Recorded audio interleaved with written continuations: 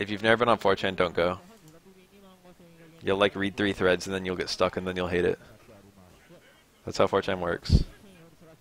You go there once and then you're just trapped.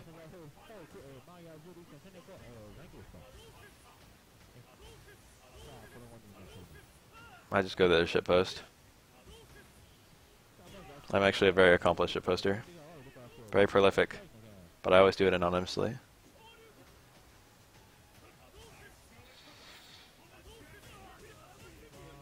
I remember that combo. You're actually -1 after that. Gloriously.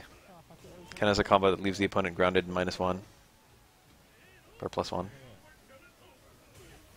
I think there are more nice people on anywhere than there are bad. But also 4chan has a pretty good amount of bad people. But also, like, I don't know, people who don't go on 4chan like to talk about the morality of 4chan. But there really isn't a morality of 4chan. And I mean that in 2 ways.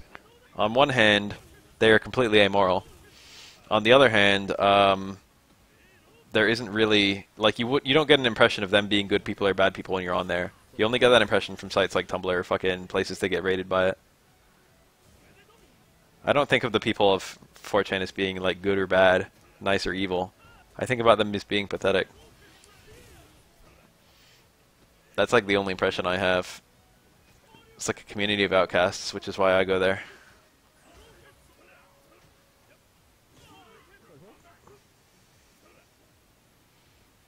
Nice. You get an Ultra 1 here. He dropped the Ultra 1, but it didn't matter. Did not matter. The failed Ultra 1 still killed. This is his Halloween costume. Oh yeah, these two. We've been seeing this matchup a lot lately. These same 2 players too. Ho! Sabi right on time to talk about how Juri is solid in this matchup. Couldn't do the speed. Remember when Juri had a DP? Oh yeah, that's not yet. Juri can't DP the opponent out of shitty strings like that. You can say a lot of nice and bad things about the way they changed Juri, but I like DPs. And Juri's DP is not too bad, although you wish it was a Shoto DP. It's functional in most of the ways you want a DP to be. It's better than most of the DPs in Street Fighter V, let's put it like that. Ooh. That normal actually has no special properties when hitting the opponent midair. More notably, it does not hit opponents who are on the ground. So you think it would be super rewarding to hit on midair opponents, but no. It has okay damage and comes out pretty fast, so it's not horrible. But technically, if you could do Jump Fierce instead, you'd rather do that. Low strong is like the big question mark normal. I technically know what it's for, but to be 100% honest, it's not really for anything. And by that I mean whatever they intended it to do, it doesn't do very well. And even like the best T-Hawks don't really use it almost at all. And when they do use it, it doesn't do anything in particular. Its, quote, intended use... Oh, what a shitty punish. Its intended use is to whiff it to make the opponent enter block stun, and then use it to, quote, empty jump. To air quotes empty jump. Technically you're whiffing a normal. So you recover 2 frames slower than if you actually empty jumped, but also prevents the opponent from walking out. I got a lot of people back in the day asking me what the hell that normal was for, and the answer is not much. I remember I used to have a lot of people in Street Fighter V asking me what the hell Laura's TC was for, and I was like, activating V-trigger. But now I think literally everyone knows that it's for activating V-trigger. Looks good. They made this consistent in Ultra. It was like disappearing and reappearing hitbox prior to Ultra. And it was just very, very inconsistent. This is not the a-cho vid we watched, although this same matchup happened with these same 2 players. This is a different tournament that happened on the same day. In the same place. Nice block. Terrible punish. You should have waited for him to land. What's Juri's punish? Crouch Fierce, hard pinwheel, something like that. I'm like trying to think of Juri mirrorless B&Bs and they're not coming to me. I don't think she has like a good link. in terms of damage. There's like 2 main kinds of links in this game. There's like 3 main kinds. There's like links that give you charge time. There's links that give you like optimized damage, and there's links that let you combo out of like fast attacks or safe attacks more accurately. Well, both. So you got things like, you know, Juri can technically link stand jab low forward, but it doesn't increase her damage. It's just used for confirming. But what does she do? I don't think she has a link that increases her damage. I can't think of one.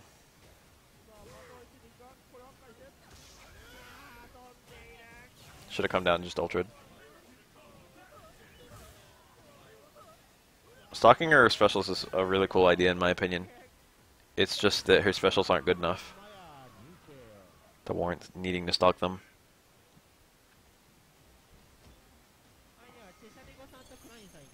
Juri's combos are honestly not that much better if you do the feng shui chaining. So I wish the feng shui chaining had no special like requirement. Like it didn't take chunks of your meter. Your time rather.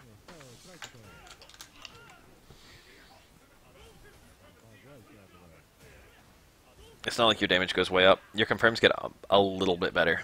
Emphasis on a little bit. Your confirms get barely better.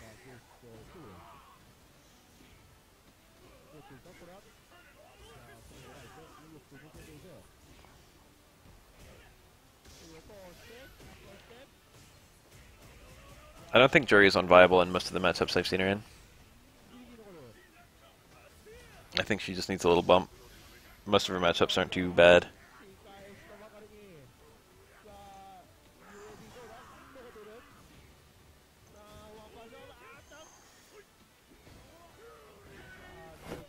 It's weird because the charge is like okay too. So they just made it so you didn't need the charge ever. It would affect her combos just a little bit. Not really. Not significantly.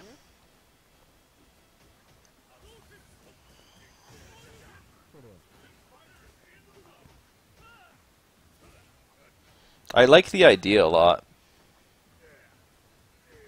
Having to charge and then use her specials without having to hold a button is so fucking nice. And you only really need one of them for zoning.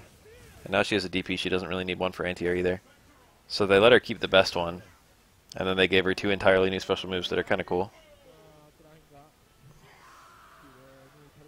All of the ideas are solid.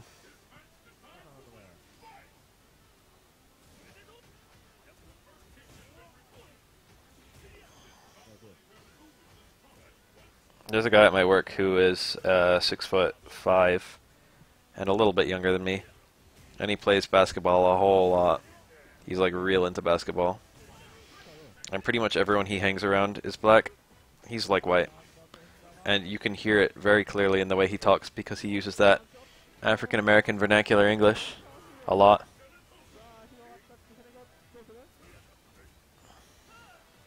And whenever I see anyone say "my mans," I always think of him saying it because he says it. No, he doesn't go around just tossing around the M-word or anything. But he has a kind of turn of phrase besides that.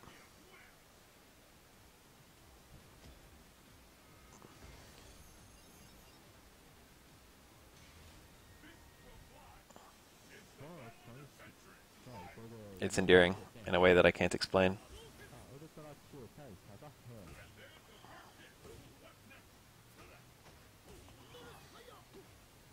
They will almost certainly not add new supers, but there's a decent chance they're going to add a special move here or there.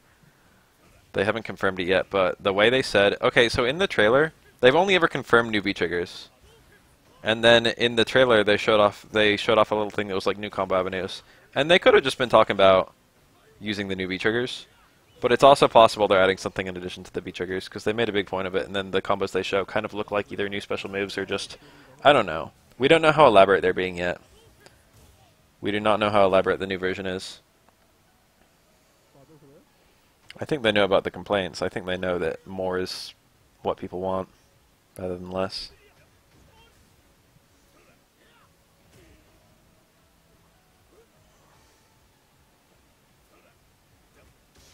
Ouch. I've been that guy a lot. You better make sure all of your hits lead to a full combo against grapplers in this game.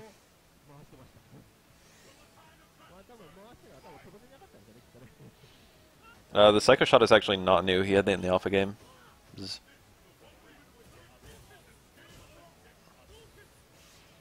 Oh, just the pair.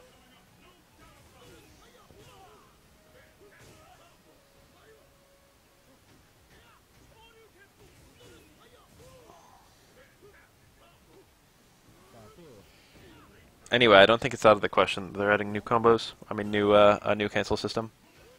I don't think it's super likely, but I don't think it's out of the question. I would actually say Ken has the advantage here. Oh, never mind, he's dead. Never mind, he's not dead. That should have been FEDC Ultra. Oh my god. That was -7. That shitty punish. This matchup is good for Ken, but there's one aggravating little thing. And that's hard Tatsu on hit is -1, which means it's technically punishable by T-Hawk Ultra 1.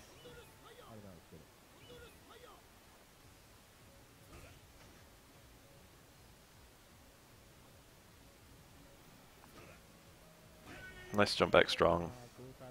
That might have been jump back fierce actually. Jump up fierce. Ken's, I think that was fierce. Ken's strong, I think he puts his hand out. Like Ryu's jump jab. That's a punish, he hits a backdash. Lost a ton of health. It's the only way that those two hits can combo. Anyway, it could have just been new special moves. Oh, what a bad punish. Why do you even do stand strong? That was gross. This is +1. It's a mix-up. T-Hawk should have been ready for that. Ken's always going to hold up forward. Or hold up. Most of the things just look like second triggers. But they made such a big point to be like, oh, new combo routes. I'm going to do like 26 videos once AE comes out.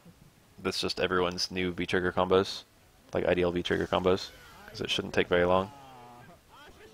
Do one a day.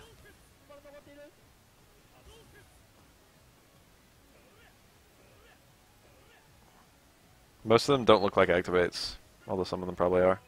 So it should take like, 20 minutes of lab time per character for a guy like me.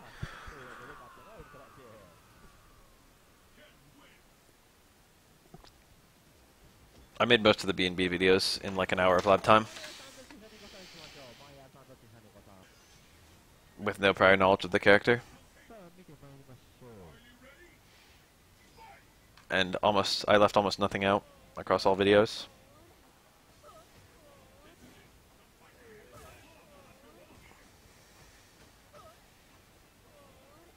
The Rashid one could do a lot of work. The Mika one's not great either. It was great when it came out, but there's been developments, and also she lost some stuff. So it's been awkward. There's a lot of tech with Mika V-trigger. I didn't have very much of it.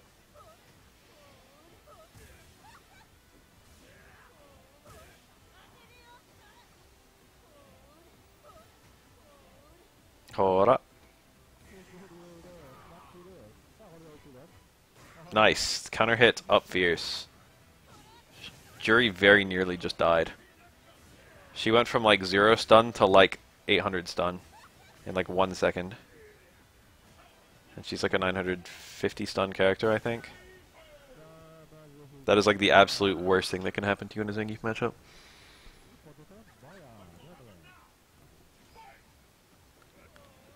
Counter hit Geef headbutt. I think 5 strong is a decent anti-air. Juri has like an alarming number of good anti-airs. People just use low strong because it's the best one, but she's got a load. You can do far fierce, you can do close fierce, you can do far roundhouse. I don't think you can do close roundhouse. You can do low fierce, you can do low strong. You can do any jumping normal, especially jump strong. You can do far strong. You can do far forward. You might be able to do close strong. I remember when they made that easier to punish. This might kill. Disgusting. Juri has a fuck ton of viable anti-airs. But low strong is like the god anti-air normal. So you just use that. Hard fireball's a good anti-air too. You can own reaction to a jump. Nice. Nice. He lost a hit. He might have been SPD punishable there. Yeah, far medium kick actually has a niche because it goes a little bit farther than low strong does. So occasionally you want it instead. Nice, the sweep. I think low forward might have whiffed there. He was like at max range, but sweep goes a little bit further than low forward. That was a good decision in the moment. Juri's in a really horrible screen position, but looking real good for life. But it can turn around really fast. Now it's looking really good. Juri shouldn't lose this. Like, no matter how both players play.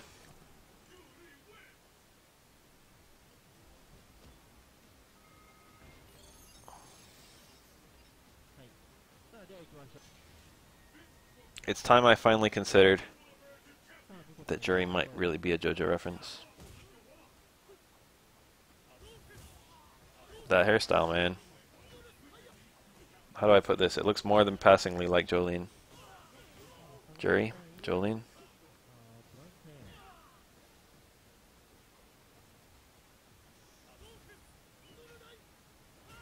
That might be a punish. Step kick is also a punish. Nice T-Hawk. The Ultra 1 punishes this. He had a guaranteed punish. He didn't need to fucking take that gamble. Ken DP would have gone through T-Hawk DP and gotten a counter hit, I think. And then that could have been Ultra 1. Hard Tatsu. Any version of Tatsu is at least -1.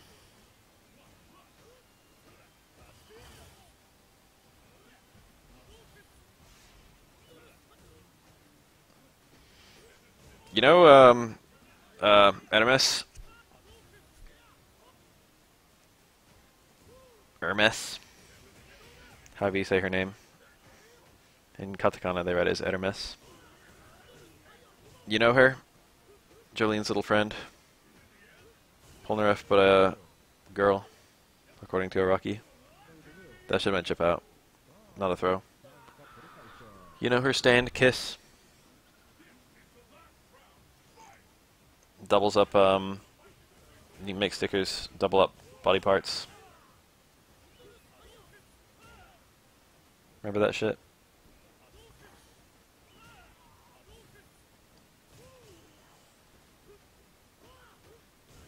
I looked up the stats of that stand recently, and I was a little bit alarmed, because they are really fucking good. It has some of the best stats of any stand.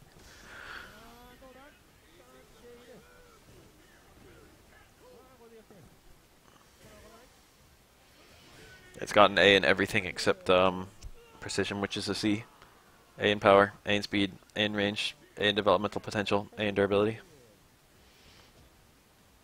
When I saw that, I was like, wow, this is like Star Platinum, but better.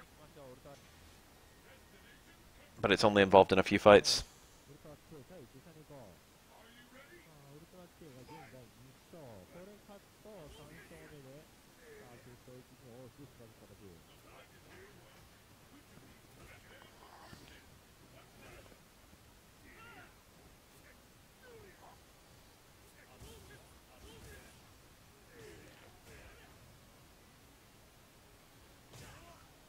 I'm like not super interested in these characters.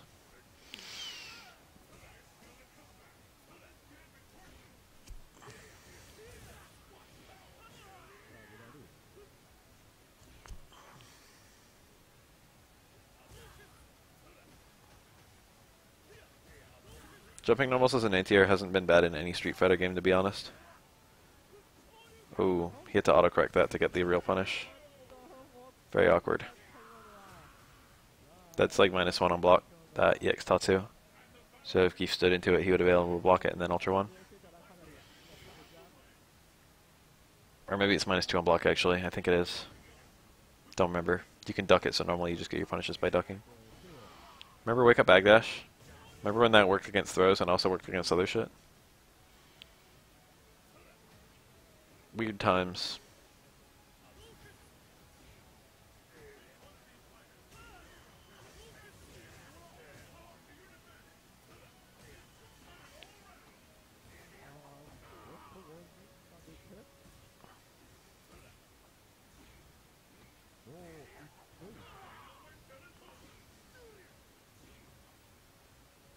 Juri's best anti-air in Street Fighter 5? Juri's one of the characters with a fucking anti-air DP. That's full ultra. This'll kill. That's like what Ken needed.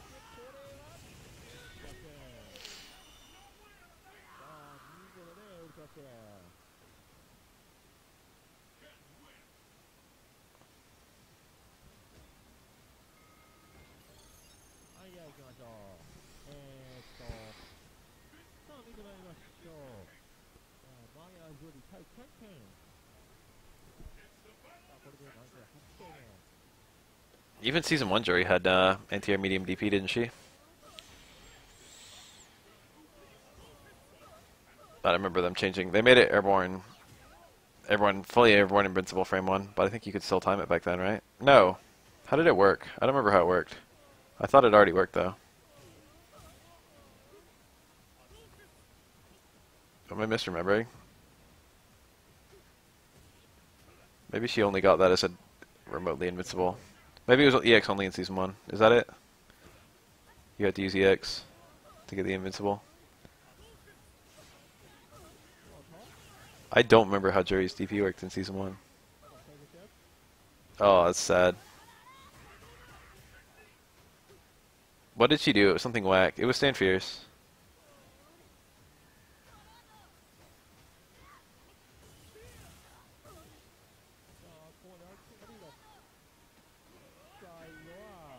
Stand Fierce is okay, but it's annoying. You have to look at where they are. It's not a catch-all anti-air. It loses against anything that changes its arc mid-air, and it also loses against really far away jumps. It's a 50-50 rather. If Juri hits jump or Stand Fierce and the opponent doesn't hit a button, it whiffs.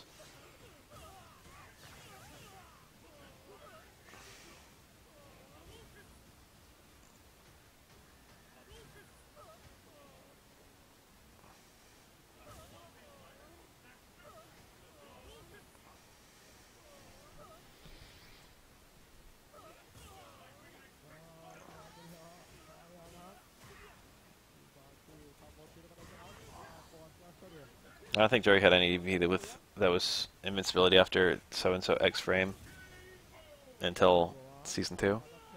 I seem to recall Juri's DP turned into a real DP, but I forget how exactly. I know she can use it to break frame traps, which is kind of nice. That was one of the new things it got. And I remember the true upper body invincibility. But I felt like it still worked, but just didn't have true upper body invincibility. But I could be making that up. I remember hitting Stand Fierce.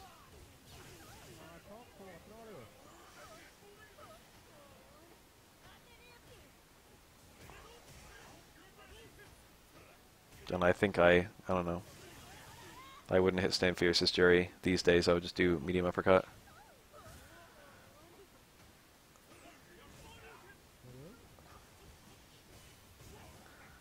Oh, that was a failed ultra.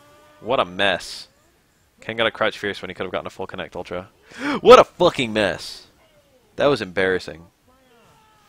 That made me mad.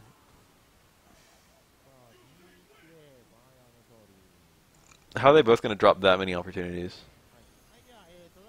Ken deserved to lose 3 times. This is the good T-Hawk matchup according to Zangief players. Maybe it is. I don't know, it's weird. Zangief's ceiling is so much higher than T-Hawk. I can see how this matchup would be worse on the surface.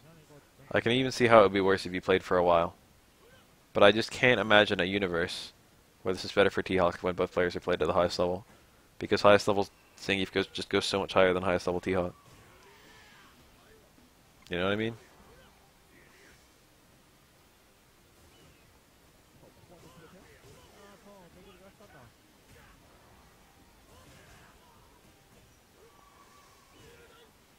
That's annoying for Geef to deal with.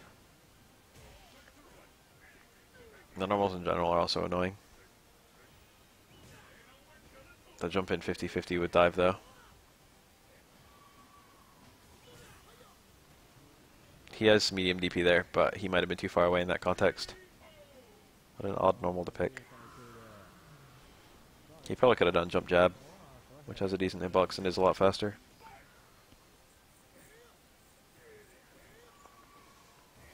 I think it would have killed. Most air lights do about 50 damage. Ouch! Ouch! T-Hawk almost dizzy.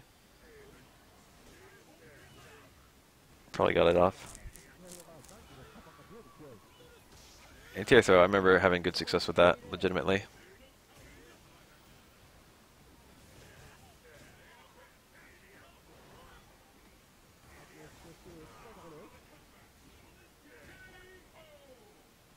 I feel like they should have made D2s just universal ass anti-airs.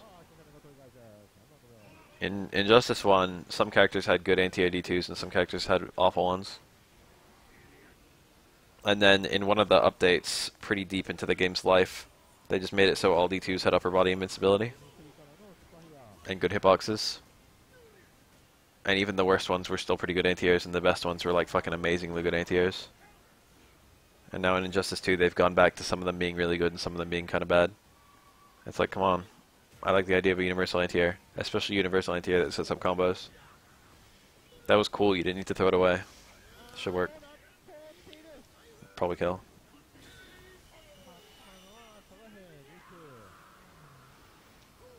Hold. I don't like these characters. Grapplers, T-Hawk, or fucking grapplers, Ken, Juri.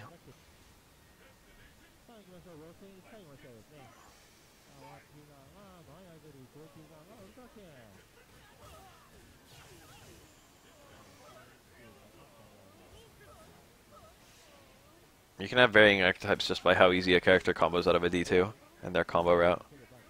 I feel like if you're expecting an anti-air, you should be able to anti-air, and a lot of characters were left without an anti-air because they didn't have good D2s in Injustice 1. But Injustice 2, well, yeah, still. Well, I don't know about now because they've had a few balance patches since last I played. But there were some characters with really good anti-airs and some characters with not so good at anti-airs. I seem to recall Firestorm had a good down too, but it wasn't great. It was like good enough that it worked, but sometimes they would just jump in and beat you.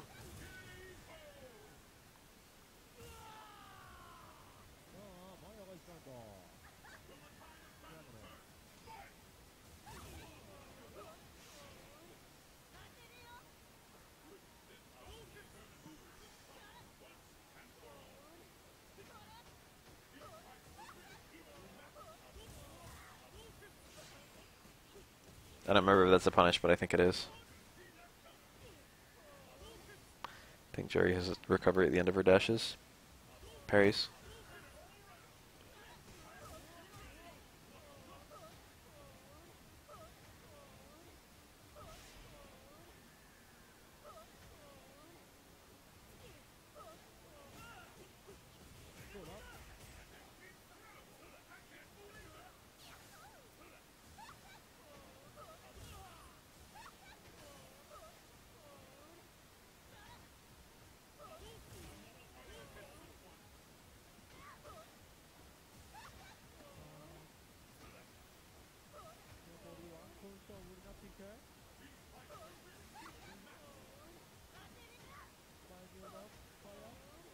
Remember the commentator?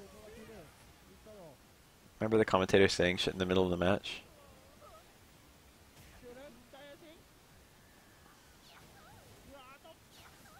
Oh my god.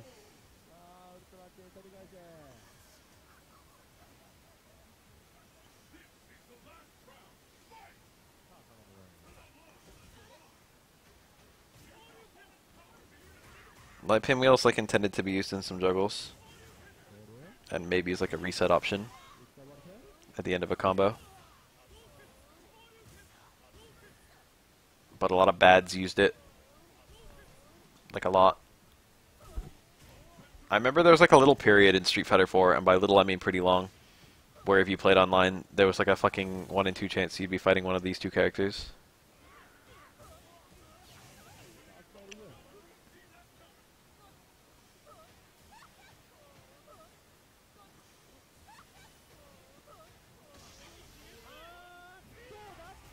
There was a time where Juri was like the most popular character after the Shadows. And eventually everyone realized, wow, I don't like Juri. And she fucking dropped off.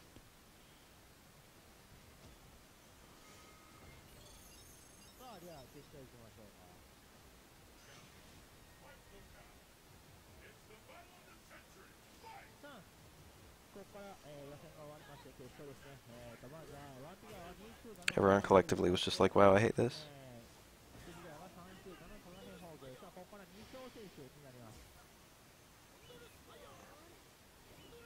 Normalizing isn't bad.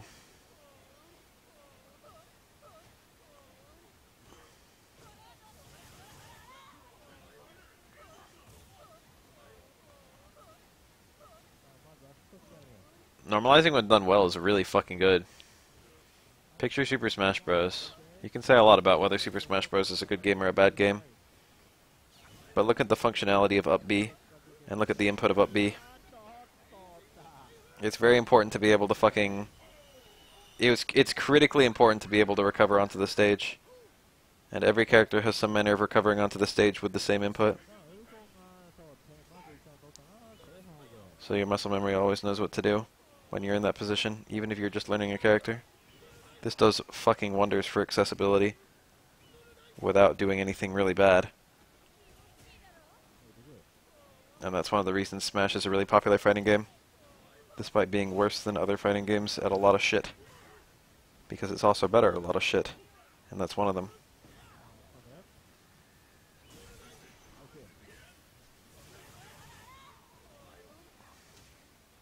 Some characters have different up Bs. There's definitely some that are fucking much better at recovering than others. Well, there was, not in Smash 4 so much. Now even the really bad ones like Yoshi up B have a lot of recovery power.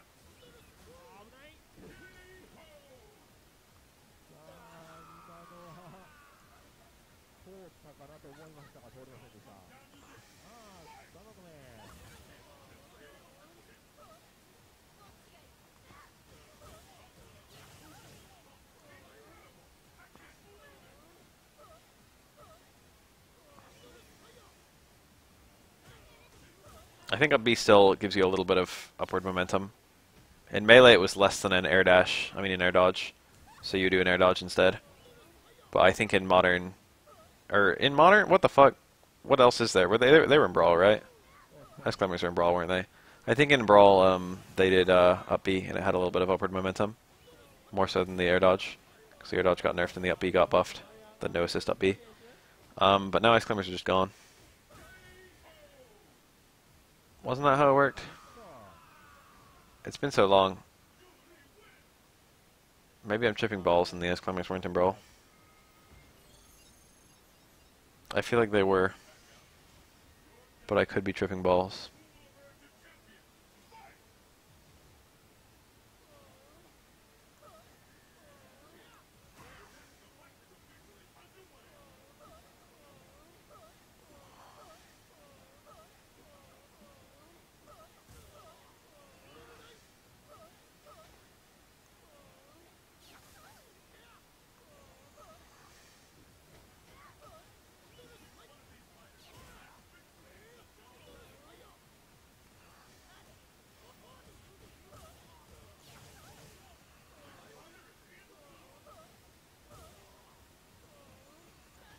I don't like the removal of edge guard, to be honest.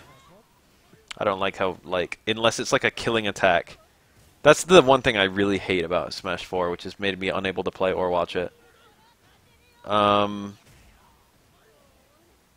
Smash 4, God, this mess of jumps.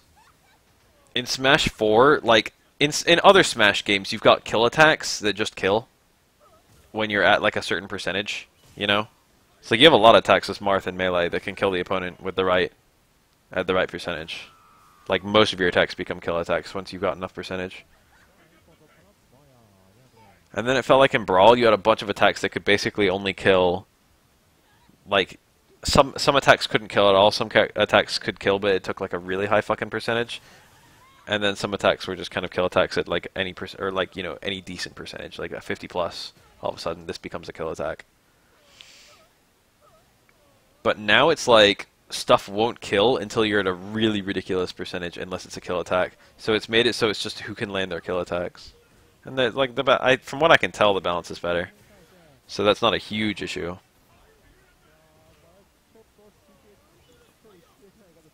But It just makes it very standardized around trying to land very few particular attacks once you've gotten past a certain threshold.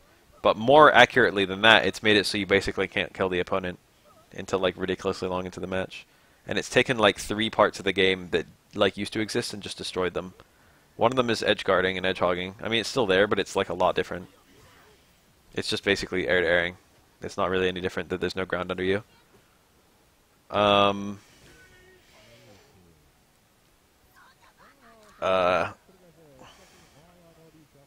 It's killed like edge guarding. It's killed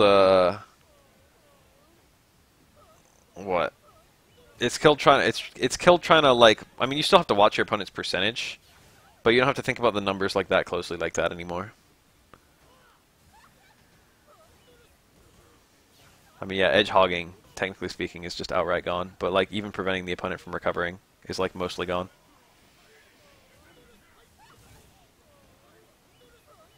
It used to be a really cool high risk, high reward thing. I mean, granted, if you got good enough, it was pretty low risk. But like the idea of chasing the opponent off the edge to Mario fucking towards forward air them. That's like so whack, you know? That was cool. Yeah, it's killed positioning a lot.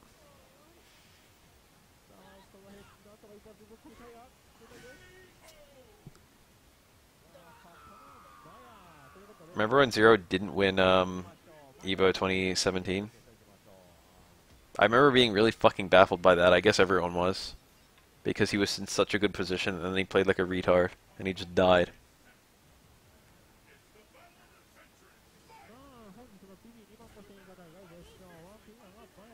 Yeah, if you're just going to jump and grab the edge, that had like no risk against any character. But if you're going to jump and spike, it depended on who you were and depended on who your opponent was. But like being able to jump, like guess where they were going to go, spike them, and then be able to still recover. You know, it took a lot of factors. It was a decent show of skill. He had a kill combo there. It wasn't even a super hard kill combo. It was like Stamranos into hard Tatsu.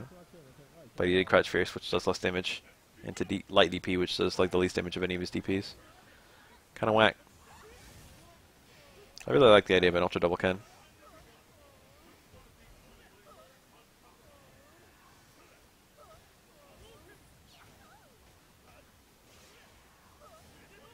If you got a regular jump in there, he actually would have punished Juri. Full jumping combo.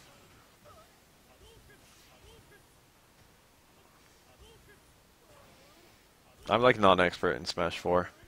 But whenever I watch it, it just feels like it drags on. Like the players can't kill each other.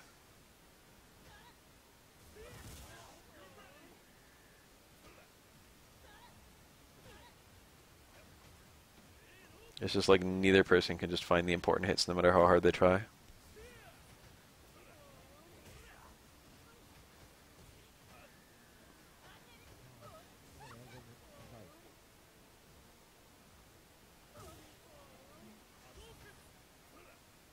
That could have been like DP into everything. That could have been medium DP. Ganondorf was one of my favorite characters to play in Melee. He was supposedly literally bottom tier in Brawl, but I didn't really do any worse with him because I wasn't playing at any sort of good level.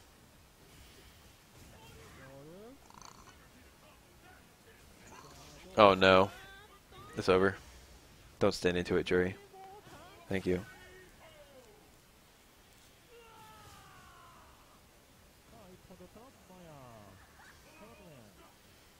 Half the reason I played Ganondorf was just because I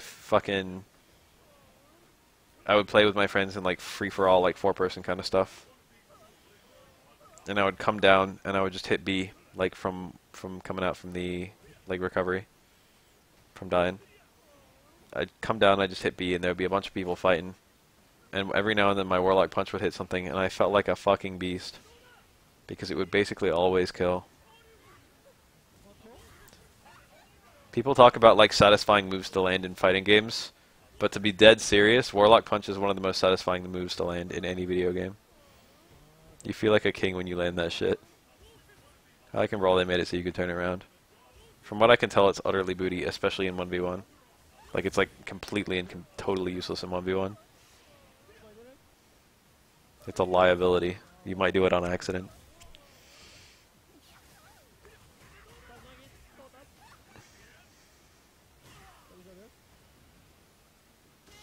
That's not gonna hit.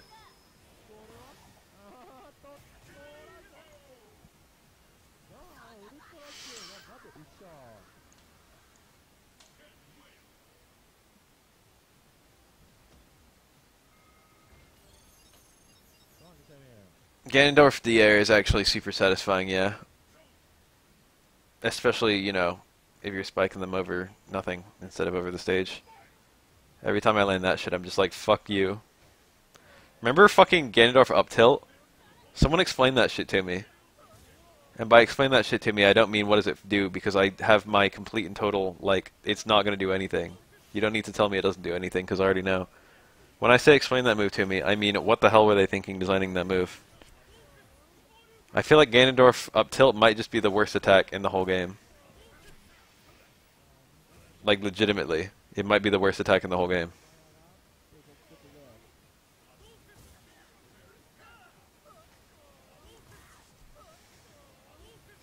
I can't even comprehend what they were going for.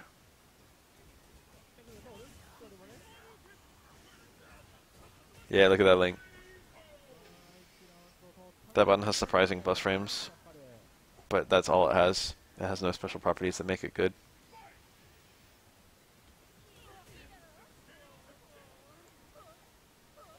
Up smash, Falcon. That's the two upward kicks, right?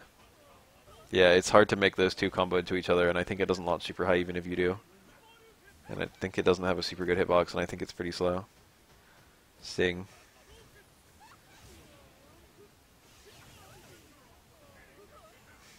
I hear a lot of people say Falco is just straight up the best spiker. Falco's down air is like insane. Yeah, in order to get Jig's Sing not be punishable, you have to like Sing midair and then land next to them or something like that. They have to walk into your Sing midway through in order to get a combo. It's so stupid. It's like Armika's super that auto-dizzied you in Street Fighter Alpha 3, and then you could shake out before she could do the follow-ups and punish her. Good memories. Ken actually had a lot to do right at the end there. He could have DP'd that pinwheel, but I don't know. I can't even see Sing doing anything in doubles. Ledge stuff. Neat.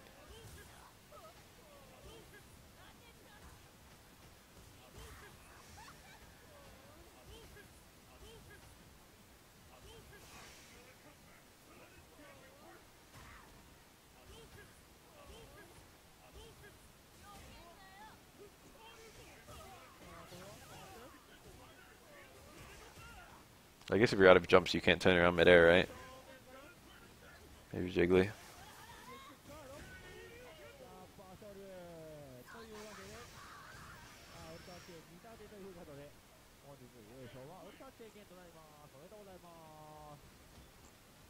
Even if Ganondorf up tilt explosion was like 5 times this big, and even if it... Oh, we're done with the video. Even if it was like 5 times as big, and even if he had unlimited like armor all the time he was charging it, it would still be a shitty move.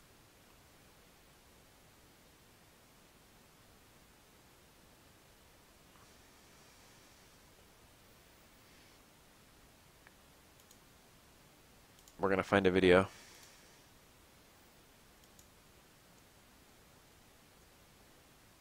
Please hold while I find a video.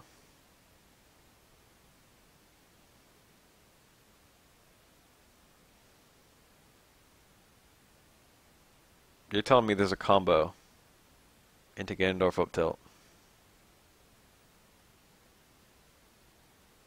I never really liked Heritage. I'm just gonna put on EX. Everyone's favorite. Muhahaha.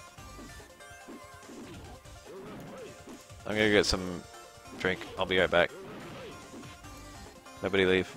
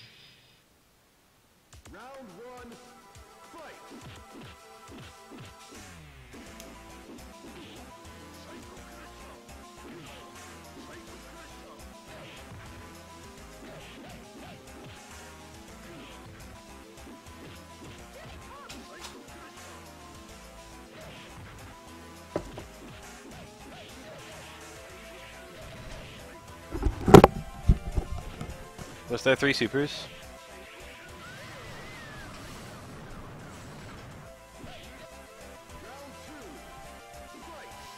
I may be down to play some this game on MAME.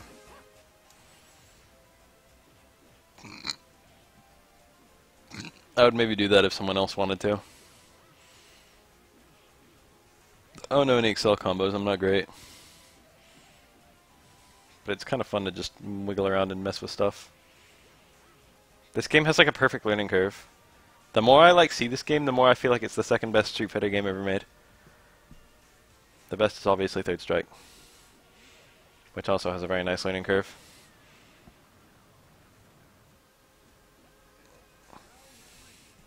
Capcom's got Third Strike ports in their back pocket. They know they can release a Third Strike port on any console, and no one will be disappointed.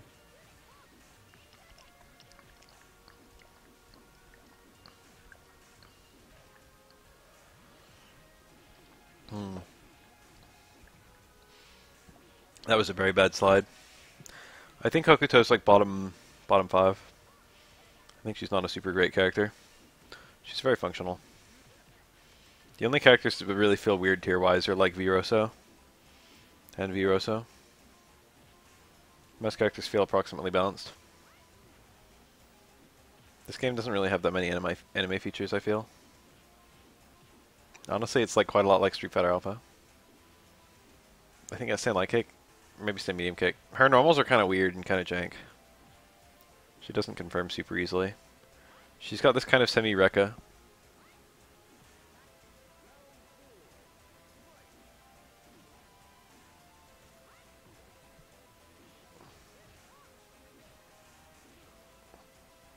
Literally any computer can run Fightcade. My netbook from 2010, 2009, my weak microcomputer from 2009 can run at full speed.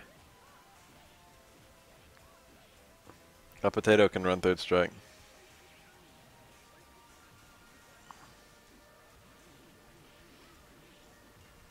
If you're fucking posting this on anything but a phone, you could be playing Third Strike right now. I've got an opinion piece that I've fully scripted it, and I've recorded some of it, and I've done all the audio. Yeah, it's a tutorial. Well, it's not a tutorial, I lied. Although I do have some tutorials in the works that I just haven't put up yet.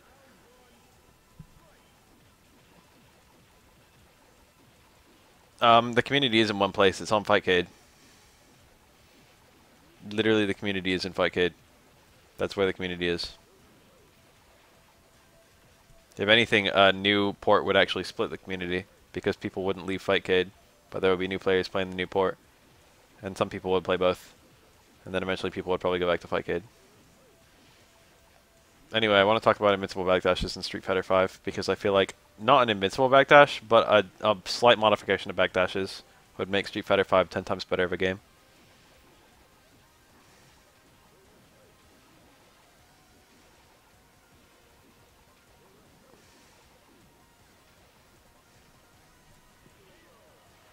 Technically speaking, Third Strike has more players now than it's ever had in its entire life, which is extremely strange to think about. The guard break, the Excel punish.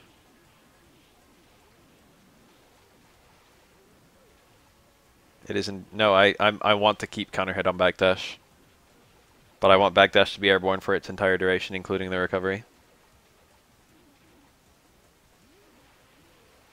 so that even if you get counter hit, you're always hit midair. You're always unthrowable and you're always hit midair. Because then it wouldn't destroy the existing defensive metagame, and there would be significant risks to it. But he should be able to kill with this combo. Never mind, he dropped it. It would be a new thing to bait. Nice. This should kill, I think. There it is.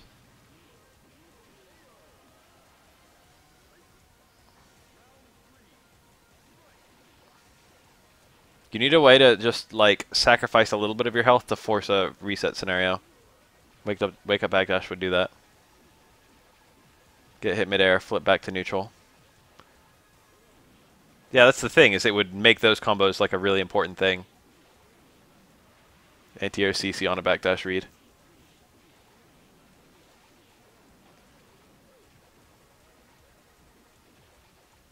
Even just a thing to make it so you escape, you know, an extra third of the time would make Street Fighter V way better. And the thing is, like, you know, if it really just escaped an extra third of the time, people wouldn't like it. But, like, people would kind of agree with, you know, it gets you out, but you take one counter hit medium. That's one way to do it. I say literally in the video, I'm like, there's like 20 ways to fix this. It doesn't have to be my way. But my way I think would work. I could read aloud the script if you guys want to hear it, but I probably won't, even if you ask me to. I'll probably just finish it tonight or tomorrow, and then put it on YouTube and everyone can judge my opinions then. Backdash is like, yeah, the easiest thing. I have a backdash planned. The backdash that I have is much worse than a Street Fighter 4 backdash, but much better than the backdash in Street Fighter 5. Everyone says they're lacking a defensive option, and backdashes are not useless, but like the easiest place to put a defensive option that wouldn't disrupt the existing toolset.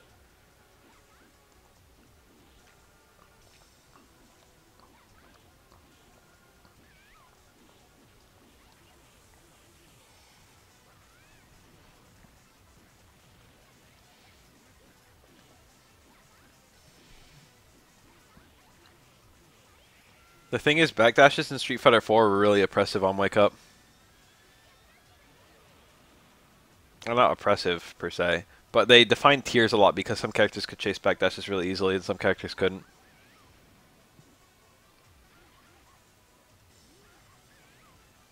But in Street Fighter 5, they killed Oki in general.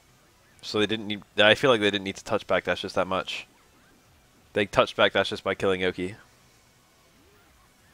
No one gets, like, super good setup.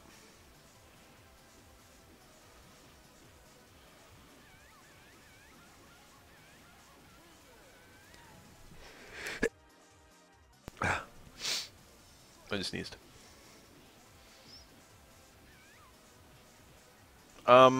It would definitely, like, they could do stuff with that. I think backdashes should go farther and take longer in general. And I don't want the backdashes to be like I want you to basically be as fucked when you're cornered.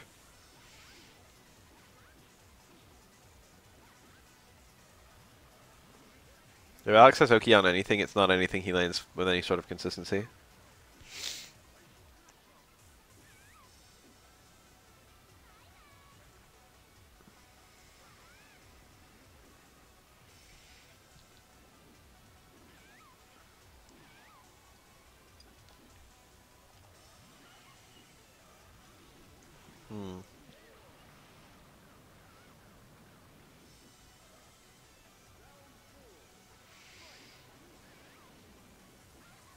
Technically speaking, it's almost impossible to remove set play, and you probably wouldn't want to anyway. Set play is the goal of all fighting games. The key is just making it so the set play is very thoughtful.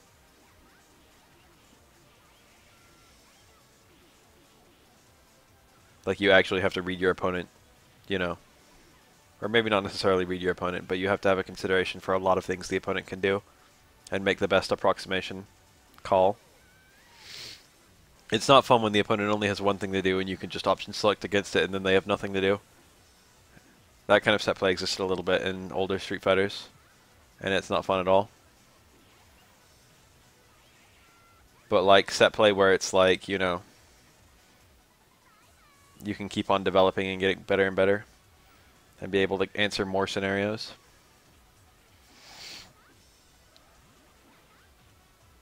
The problem is they've made set play less thoughtful in Street Fighter V compared to 4. Of course set play is still going to be there. But the problem is, you know, not only is set play still there, but it's dumber.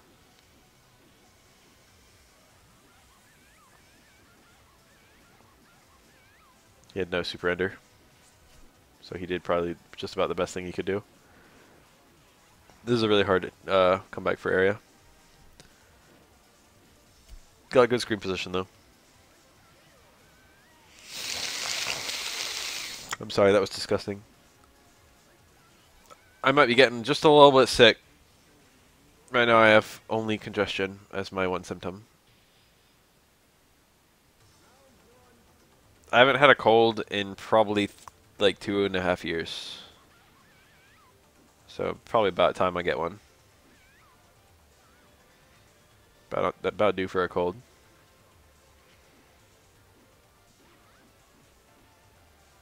Delayed wake up was a very well executed idea because it was very subtle.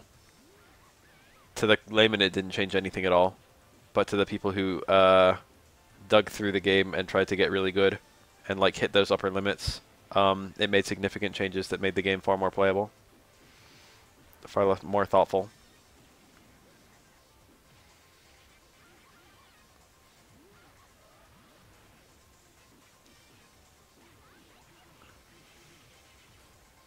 The way that back roll and quick stand work is a pretty good example of a nice little counteraction for set play. Unfortunately, it is technically possible to catch both wake ups already. And also a lot of characters have setups where the opponent can quick stand and not back roll. Grab base stuff, Ibuki's Raida, some SPD style moves. Nice.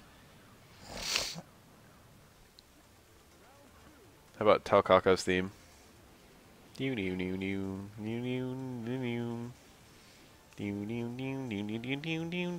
Something like that. You haven't heard a fighting game song until you've heard Night Warrior's Felicia theme. That is the greatest song in any fighting game. It's so great that I'm literally going to find it now and play it.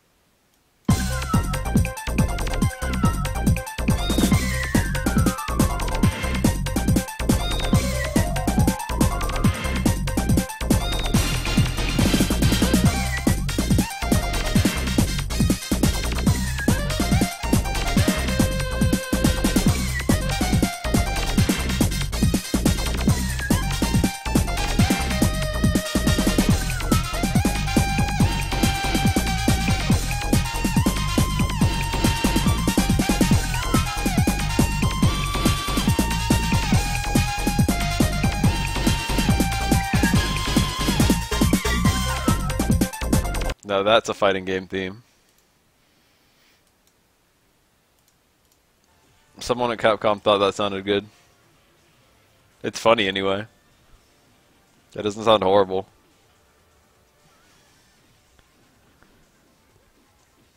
But you know, the cat sounds are just a bit much. Just a bit strong. It reminds me of 2 PM in Animal Crossing.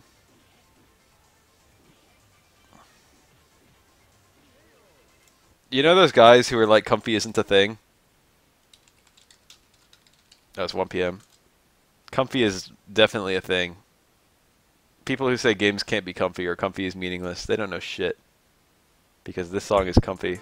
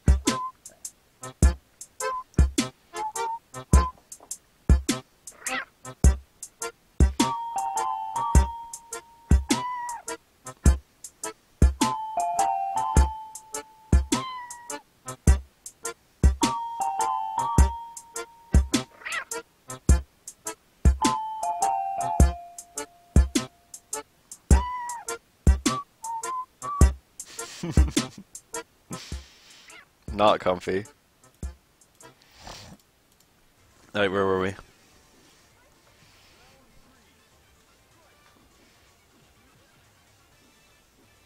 I enter a state of deep comfort while playing Animal Crossing games.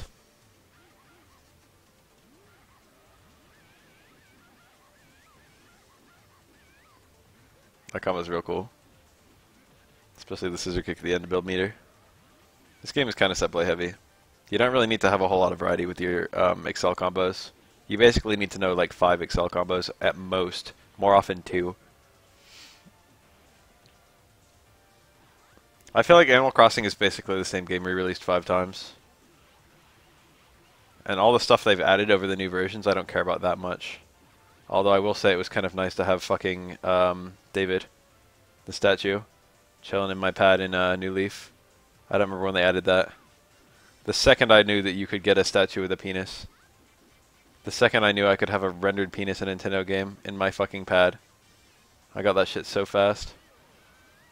I remember Red came to my town, I was like, whoa, is that a dick? Fucking nanosecond. I bought that, took all my bells.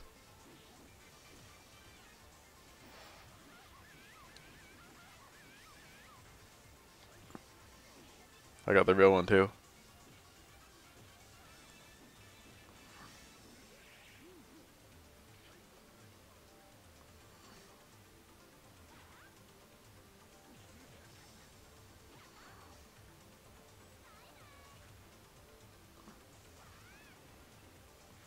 You know for a fact the people who originally saw fucking David, like the very first time after fucking Michelangelo, whoever made that shit, the first thing anyone thought when they looked at that statue was like, wow, look at that little dick. Look at his exposed penis. I know it, dude. There's no doubt in my mind. People have been the same for hundreds and hundreds of years. I think Air Super are killed there. Aria has an Air Super that no one ever does. It's like an air, she like shoots a fireball that doesn't move out of her arm. She had the super and it would have killed. I think if David had a giant cock, if that statue had like a big dick, it never would have succeeded. It never would have been like Michelangelo. It never would have been some famous artist. It was because he had an understated penis that it was able to succeed. If he had like a giant penis, everyone just would have been intimidated when they saw the statue. It would have just made people uncomfortable. But instead, people see it and they're like, I feel a little bit better about this fucking important character from history and the Bible having a small penis. There's a fucking David did all this shit and he didn't even have a giant donger. Then imagine the shit I could do.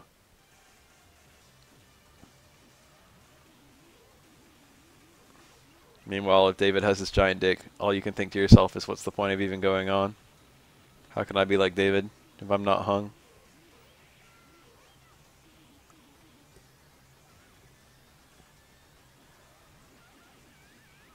You guys think I'm joking, but legitimately I think it would have done a lot worse.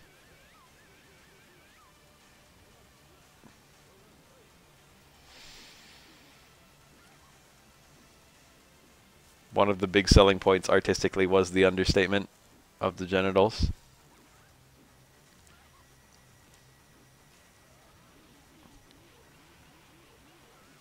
And there were definitely people back then who saw it and they were like, hey, that's a dick.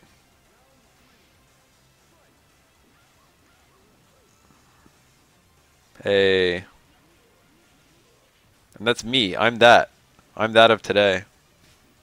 When I see David, I'm like, this is a cool statue, and this is, you know. But also I think, hey, that's a dick. Everyone who comes into my pad is going to see that penis. I can make people look at a dick. I bet at least one person thought that.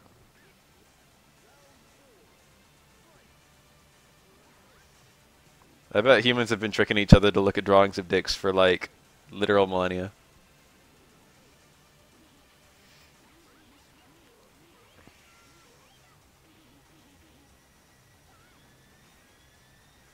You're just showing it off. It's like, hey, I paid millions for this. I paid thousands and thousands of dollars for this nice ass statue I commissioned. Also, they weren't dollars, and probably not thousands of them. You just enjoy it. It's by one of the finest artists of our time. But in your head, you're just thinking, "Hey, I'm making him look at a dick. He's looking at that dick."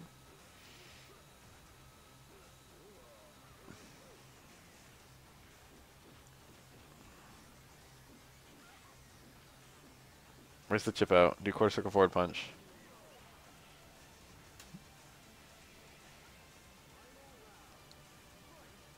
You can tell he's a professional by how small he made it.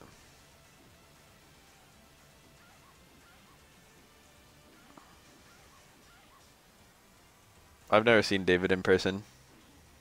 I don't even know if it's that small.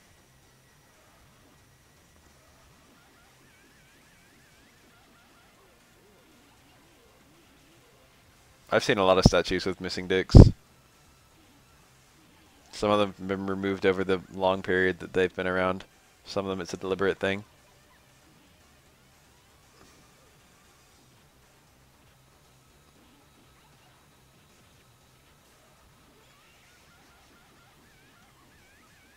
That kept the opponent standing.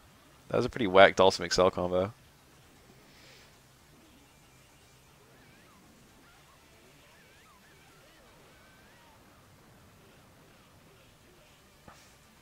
Kirky, in just a few short years, you're only going to be able to say dad jokes.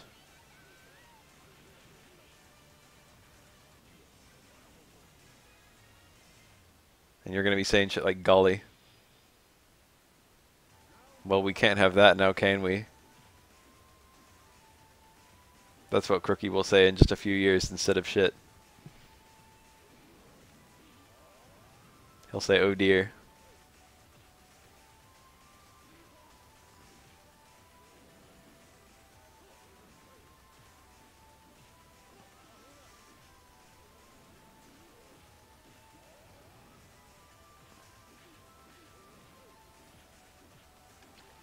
You can tell an artist is dedicated to their craft if they draw dicks. Or I guess if they draw against their sexuality to be more inclusive. People who draw lewd art. Or even not lewd art, even if just nudes. See, I'd feel pretty weird if I was a painter and like some guy came up and then fucking got naked and I had to fucking sit there with my easel and draw him. I'd feel pretty awkward. Even if he wasn't making it weird.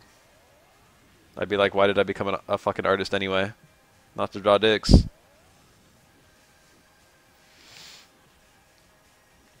I could already draw dicks before I was an artist.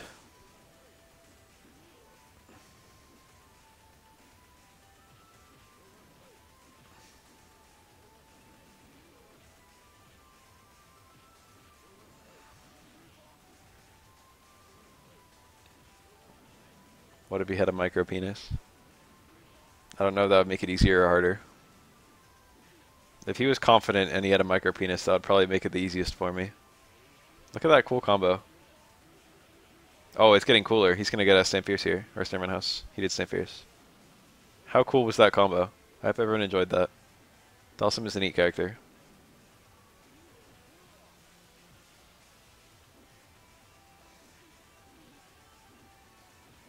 Dhalsim, I'm pretty sure, is like higher top tier in this game. He's quite good. He seems to do really well whenever he's out.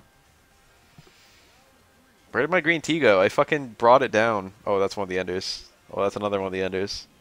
The level 3? I guess that's pretty good to land when you're up a lot. You'll get that meter back. That's like the worst way of using your meter in this game for most characters. Level 3s do a lot of damage raw. But even in very short combos, you lose a ton of damage. You lose like half the total damage at level 3.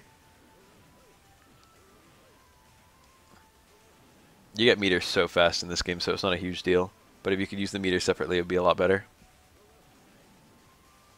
I basically pour a pint of green tea every time I stream. But I talk a lot. It's easy to forget when someone's streaming just how much talking they do. I forget. And green tea, 0-calorie green tea is like, it tastes better than water, but nutritionally it's basically identical to water.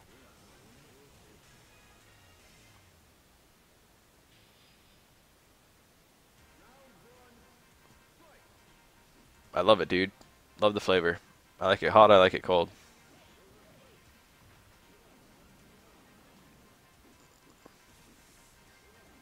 But I do drink a lot. I get through like a gallon of green tea in like 3 days. To the best of my knowledge, yes. Ooh, the parry.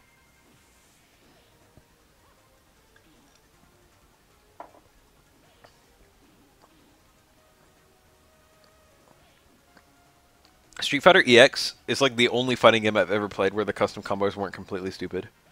Alpha 2 gets an honorable mention. Sometimes I get Arizona, sometimes I get the sometimes it's the Arizona Diet, sometimes it's the Kirkland Signature. And there's a third one I get occasionally.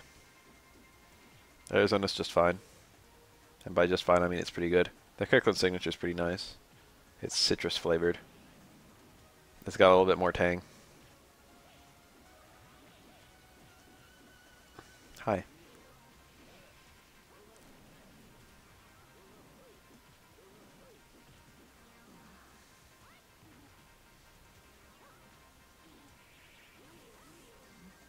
I took a drawing class one time in high school and I drew some pretty cool shit. One time I started drawing a horse and I didn't actually finish it. I only drew like most of the horse.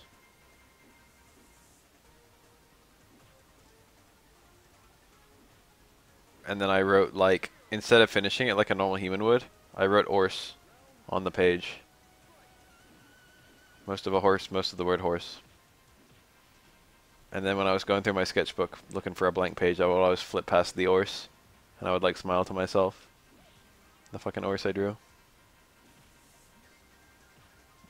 It was a pretty nice looking horse.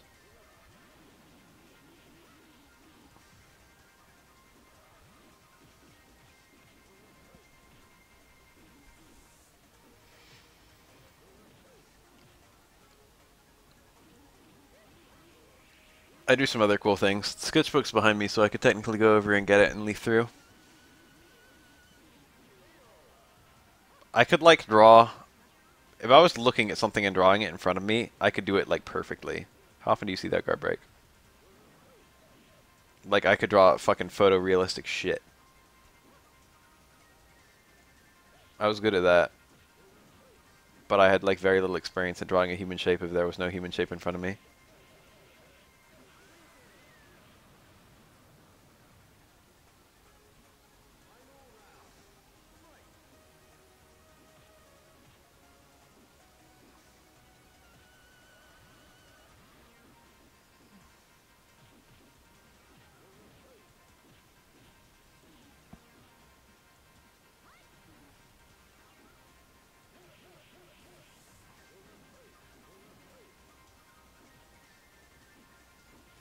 I can draw some porn for you guys. Alright, so first we need a bed. Beds look something like this.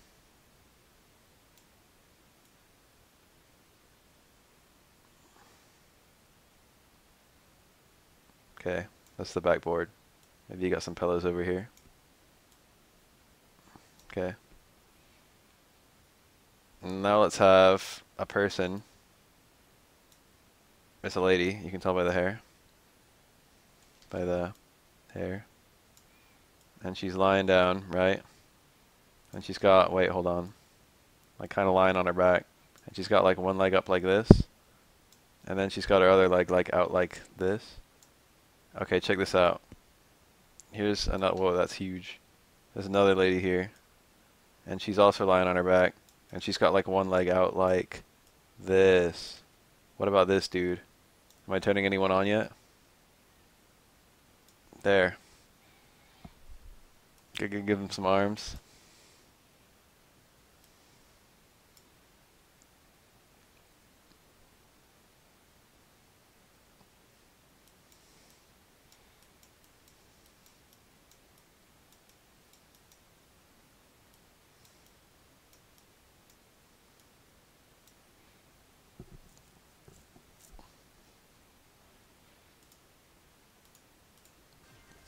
Lost art.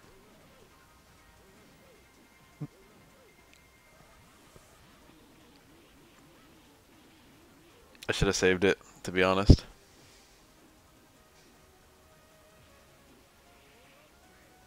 I can draw some okay things if I try.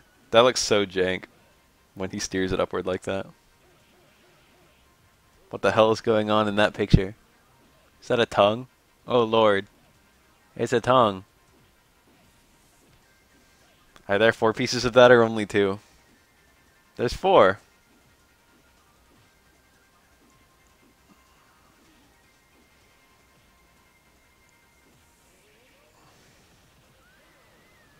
All that chip.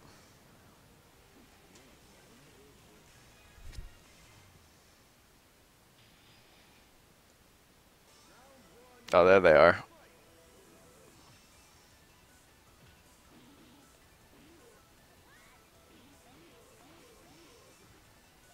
That's cute. I'm going to be 100% honest. I think Anther art is really cool. There, I said it.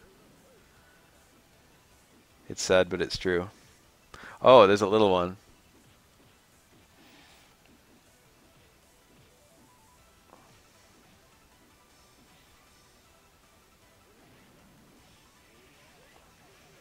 Do the Seaver. Oh, he doesn't have it. I didn't look at which side he was on. Should have been really obvious. Remember Mash those?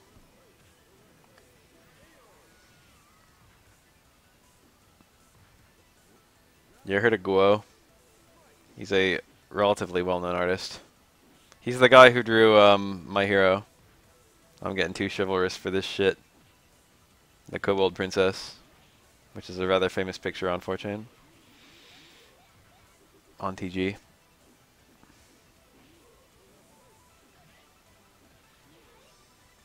He does a lot of that.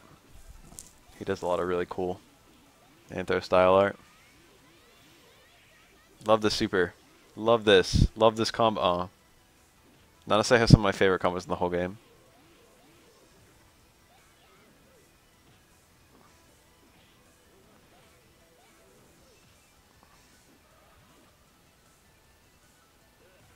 There was a MIRL recently that was talking about how, like, all of these Hollywood fucking people were having sex scandals when they could just jack off to hentai like normal people. And I read that and I'm like, what's up? That's real. That's true.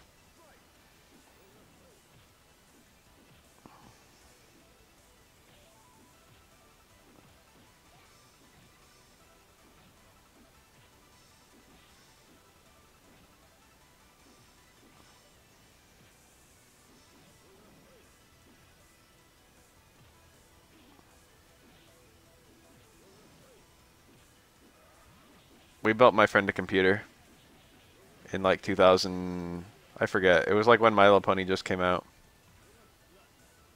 We built my friend a computer. Plucky. And when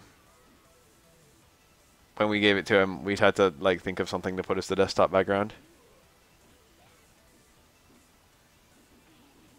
And we found a picture of a unicorn with the fattest dick that we could find.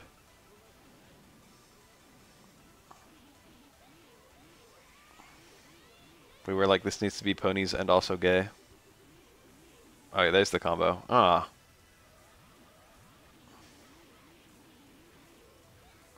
We wanted something that looked real small and cutesy, but then had like a giant donger.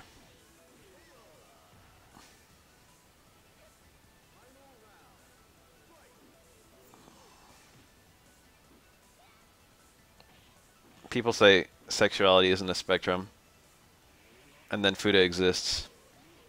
When I see Fuda, I'm just like, why don't you just have a woman? But the thing is, a lot of guys like a woman, but also like a fat cock. They don't like a man. They don't like a woman. They like a woman with a fat cock. You're telling me sexuality isn't a spectrum when there are people out there who like that.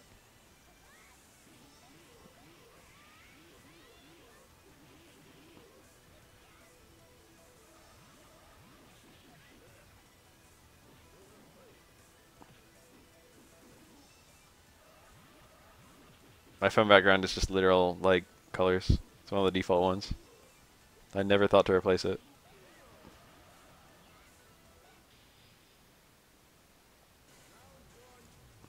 I don't really like Fuda, but I'm gonna be honest. Whenever I see a picture of like, um, what do you call it?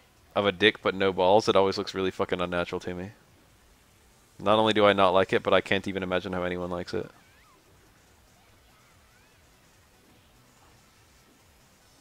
Not that I'm a huge fan of a dick with balls, but whenever I see a dick without balls, it looks like not my taste and also kind of weird and creepy.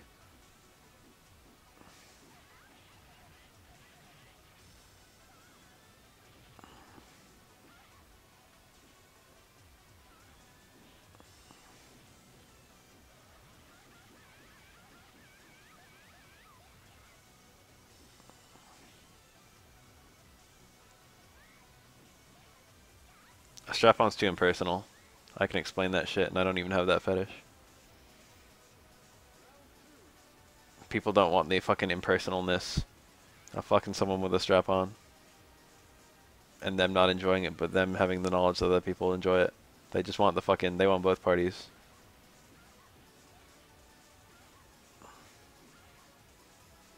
They want the knowledge that the girl's fucking getting her dick sucked. Because they know how it feels, maybe, to get their dick sucked. And it's good. Didn't do the super. I feel like it was okay there. He could have killed fairly easily with that combo.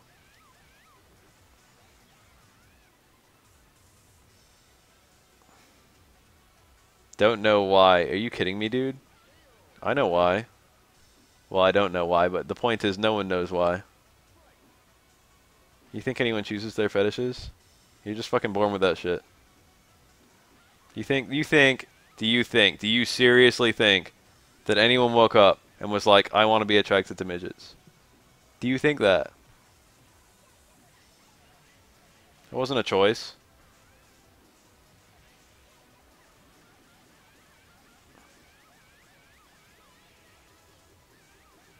Okay, maybe you're not born with it, but you know.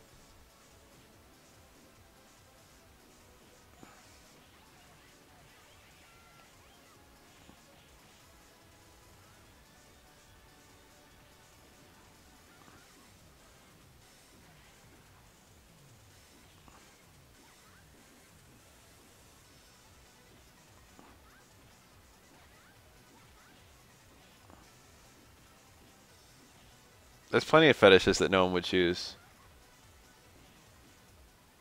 Yeah, no one would have no one chooses inflation as to be their fetish. Are you kidding me? There's not a person in this world who's like, I want to be turned on by inflation. Random chance. Wouldn't it be funny if throughout all history everyone just inherited fetishes from their parents? And like no one ever knew? Because literally no one ever talked about fetishes with their parents throughout like the entire lifespan of people.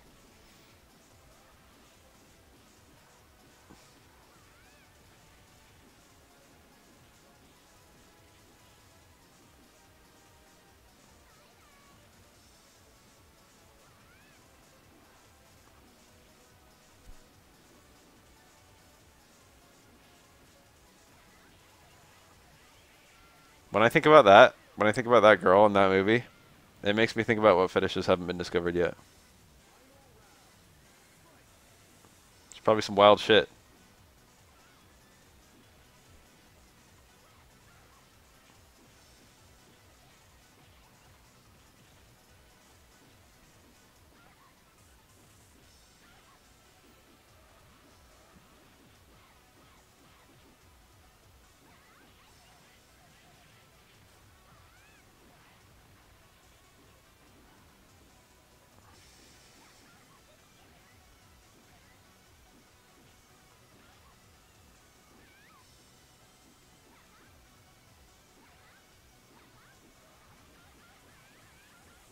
I don't know if I want to click on that.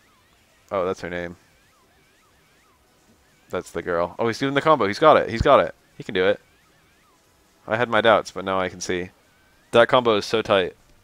You can loop it as many times as you want to. Rare footage. It's a Shadowgeist. Why do I have so many goddamn hours of footage of this game?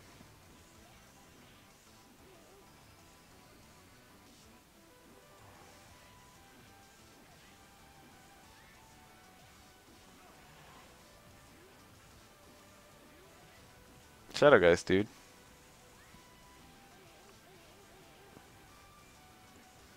This character is the guy who antagonizes Skullomania for no particular reason.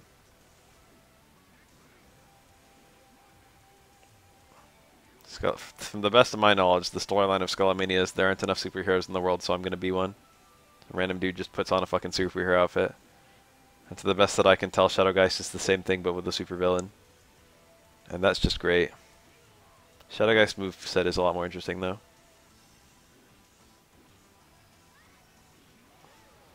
A lot of Skullomania's moves aren't super cool. He's got a move where he flies at you, and a move where he jumps and then falls down at you, and a move where he slides at you, and they're just all functionally very similar. Shadow Geist has like a move where he flips upward midair. He's got a move where he dive kicks at you midair. He's got a move where he charges at you with his shoulder. He's got a move where he jumps and then slams down on you like a bison sop. That one. He's got a move where he shoots a fireball along the ground and it travels like across at them. His supers are a bit more interesting too, and he's got more of them.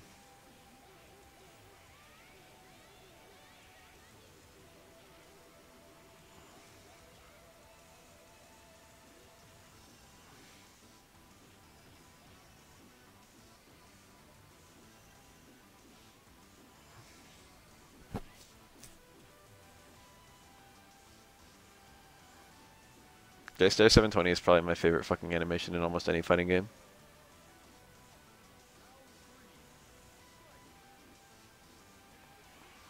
There it is. Right on time.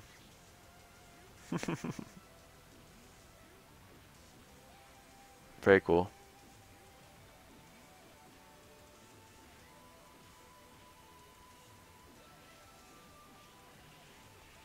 These combos are so neat.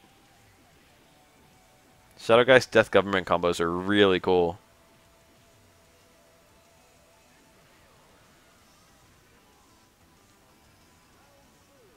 This is actually one of the better tracks in the game.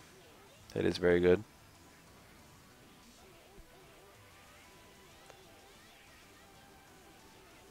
We got it. We got the combos. Looking good. He got another rep if he wants to. It's not a bad idea either. He did it. These combos are so tight. Oh.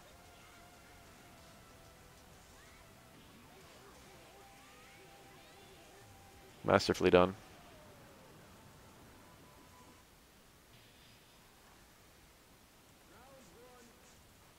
And honestly, it was playing pretty hot. What is this stage, dude? This game already has weird stages, but this stage like takes the cake.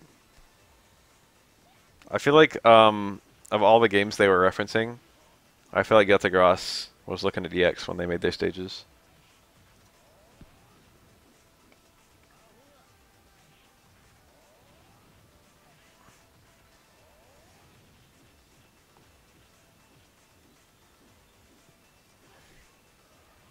Tetsuo's Iron Man. Is that in MBCI? Because if you have an Iron Man to show me, then I will click that shit so fucking fast I will close this right away.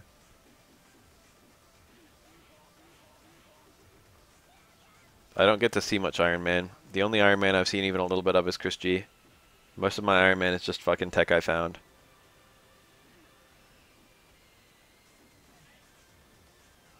I don't even use the fucking standard staircase combo. I do a modified version that I'm very consistent with. That's not that bad. It does like the same damage.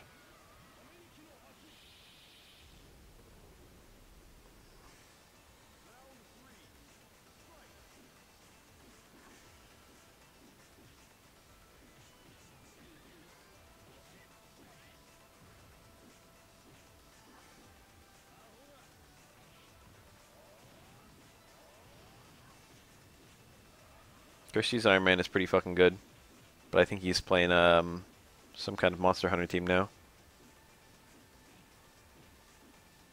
Morgan Monhun maybe. Ah, fuck, you like hyped me up. I thought Tetsuo was some Japanese ass player. Fucking, oh, what a bust. Oh.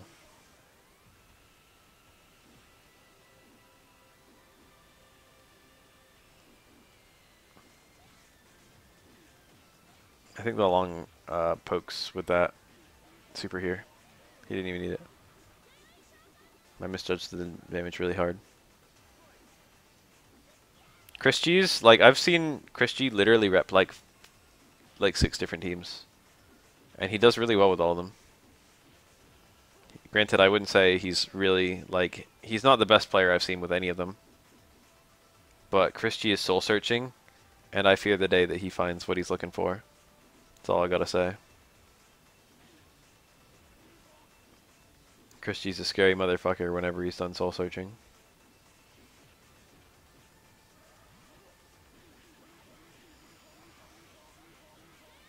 What's LLND doing these days? Remember that guy? Remember Chris? Remember Shenko? Who's the other one? There were 3. They were all stupid. Was it Amataras? I don't remember who his 3rd fucking character was. I just remember he had 3 extremely stupid characters. Is there like a Chris player? Low-key, I kind of want to play Chris. Just a little bit, just to see what's up. Whenever there's someone who doesn't play, whenever there's a character that sees no play at all in a game that's tech heavy, even if they're like supposedly bottom tier, I feel like I can do something with them.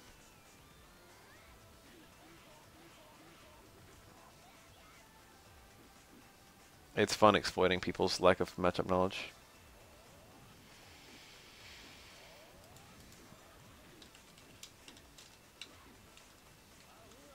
Oops.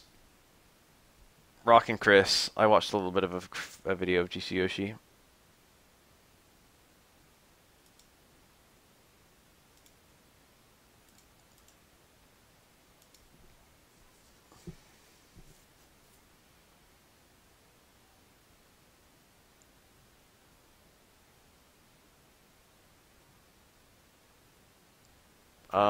Yeah, well, yeah. It's like a Yun style command grab. That was not so hard to block as it looked.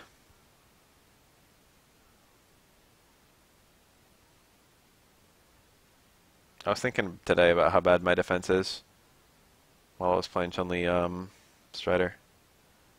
I feel like if I choose to just hold down back, I should be able to. Or not down back necessarily. But I wasn't doing very well at blocking. And whenever I see good players, they're really good at blocking. I mean, being defensive and blocking aren't the same thing. I block too much when I'm playing defensive, or I take risks that are really not, you know, defensively oriented, if you will. Is that a punish? Looked like one.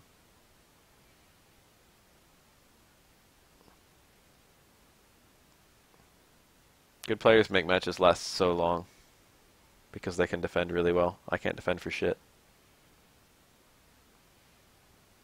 Yeah, there are no Chris's present. However, there's a Thor. Not even GC Yoshi. But I saw it and I was like, kind of want to see Mjolnir.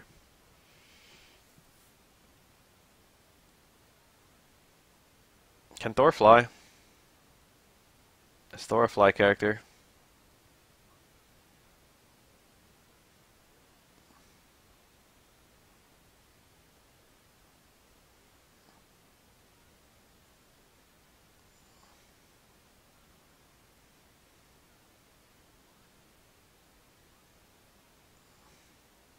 Probably not a great fly.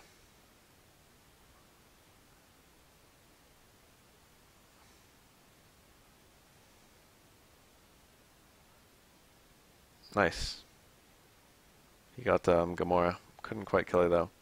Wonder if he just mashed jab there, he could have killed her. She only had like a speck.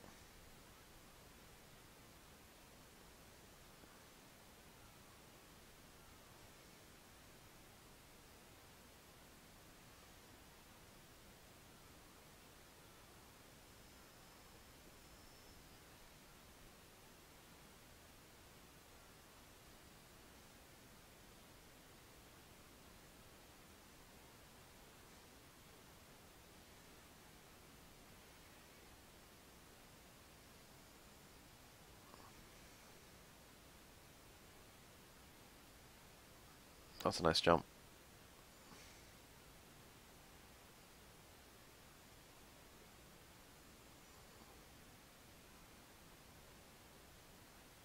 I want to see Thor do work. Don't die, Thor. I was doing those loops earlier in the lab. They're fun to hit, and also they're not that hard. They've got a particular timing, but once you know it, it's pretty easy.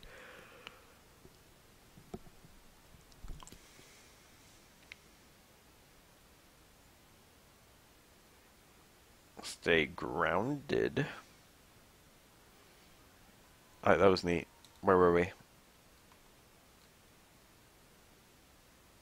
Forgotten characters. Forgotten character in MBCI.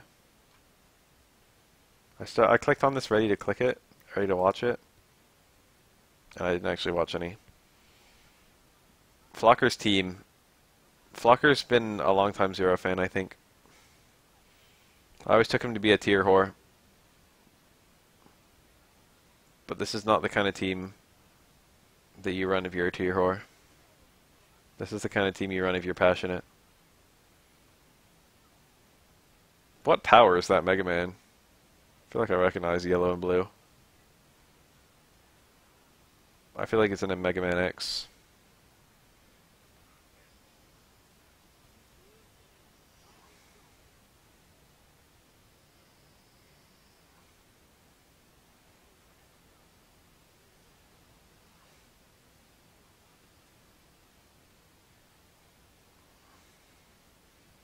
People were hella asking for X, and now we got X, and it's just like monkey's paw. Don't worry, this game will be rebalanced.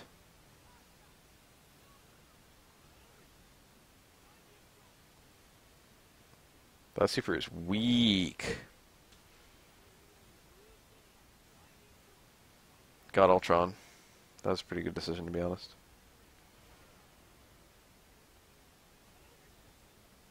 Then he's spamming it.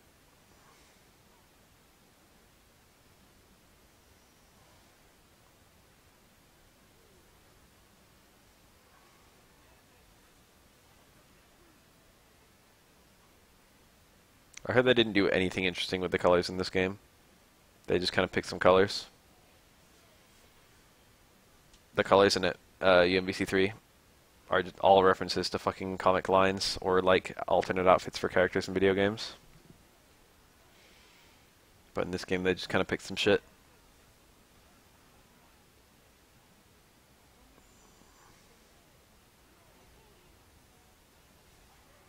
Smirk. That was a wild time to pop Soul Gem. What if Zero died during the Soul Gem? He would have lost all his soul meter, and Zero would have stayed dead. And even if he didn't, like, he could have had a full soul meter, but instead he had a half soul meter when Zero did die.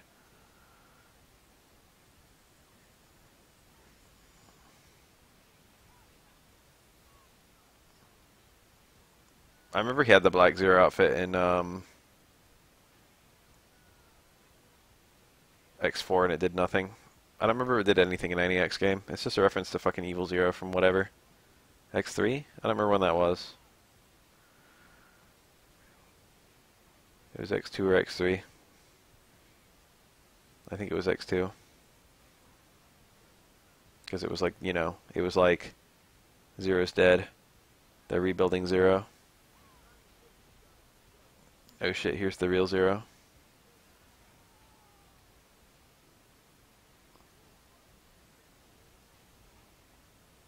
My tier list of X games is probably 4, then 1, then 2, and then 8, and then 5.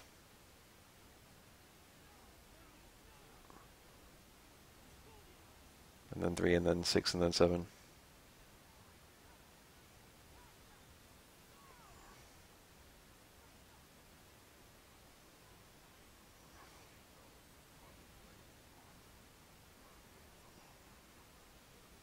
That's kind of cool.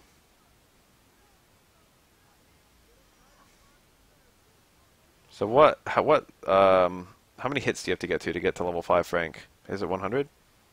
Take a picture of 100 hits or whatever? Or 250s? However that shit works. If you can get like a 50 hit combo, which you can do pretty easily solo with any beam super, a full combo with any beam super, and then you can get Frank out and put up the stand and then take the regular picture. then that's probably just an easy level 5.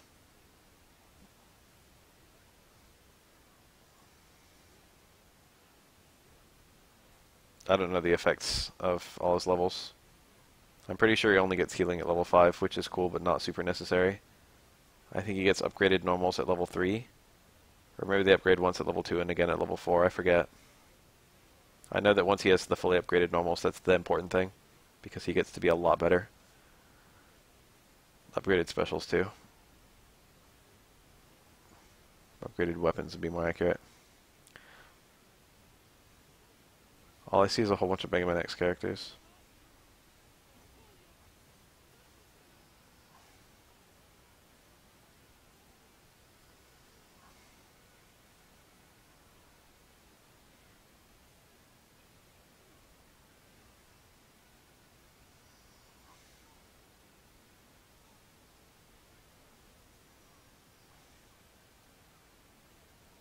That's a lot easier than Phoenix Wright anyway. That stand helps him a lot, the tripod. That's like such a good thing for this game. I'm surprised he's not doing too well.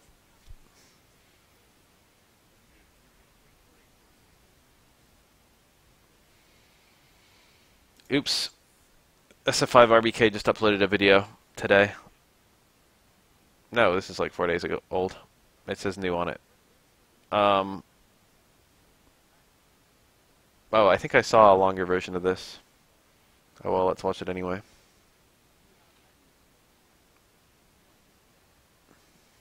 I didn't watch finals. I only watched like the lead up. This is just top 3. HSD. HSD. Love that. Love that accent. Damn. Is Alien Sensei the best?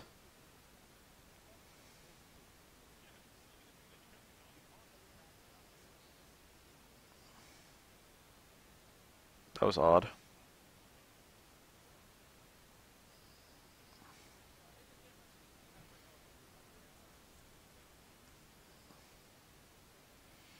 Which DMC was it though?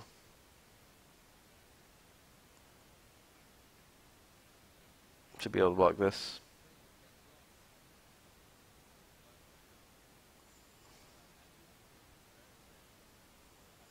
A lot of level 3s are absolutely useless in that context.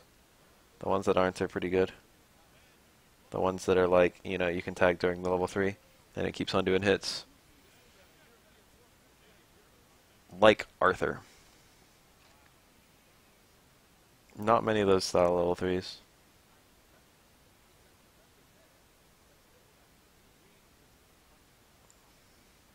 that a fucking...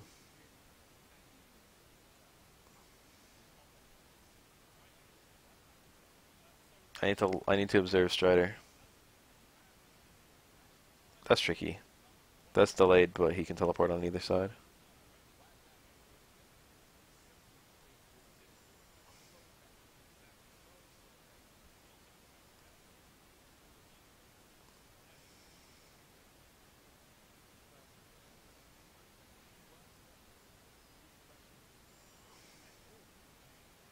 When does the block string end? There it ended.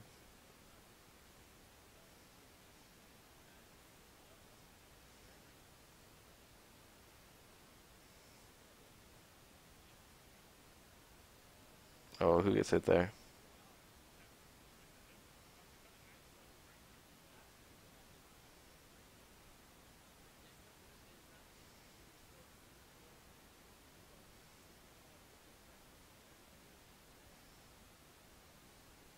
That was a good time to activate.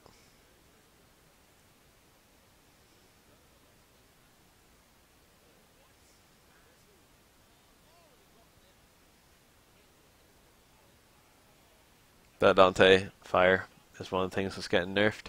They're making it a lot skinnier, probably so you can push block it and not have to block it. I hate it too, dude. I hate it. Do not like that shit. It's stupid. Oh my god. That was cool.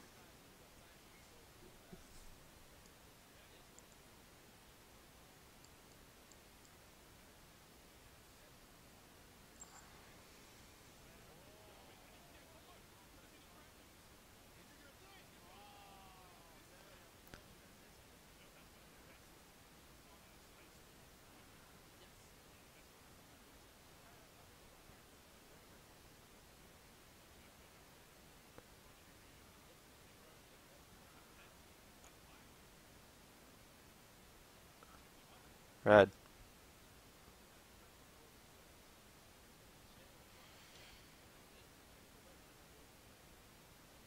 I feel like Dormammu and Dante are the best two characters right now, but I don't think that Dormammu and Dante is the best team, if you know what I mean. No, I've not checked out Gutter Trash. What happened there? If that is indeed the name of a tournament or event. He's letting Dante do all the combo work. I like that you can do this early game. There's not a whole lot of downside. You can neutral with either character, and then you can just do all your combos with one character.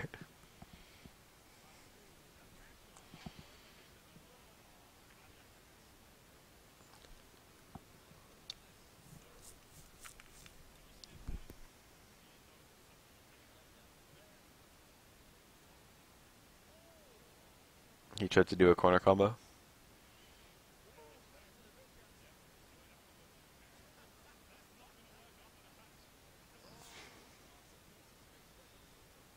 You could jump onto the wall behind him. Look at it, look at it, look at it! Look at it! Look at it! The secret bath tech.